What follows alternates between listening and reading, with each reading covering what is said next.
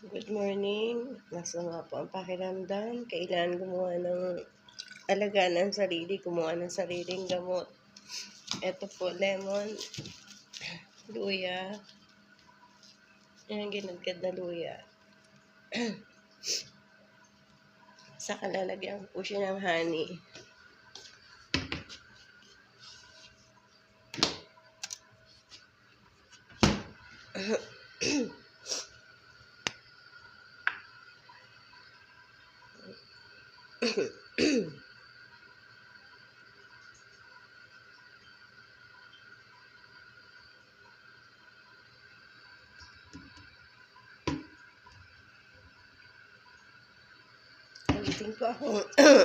Waiting po ako hanggang kumulo yung tubig.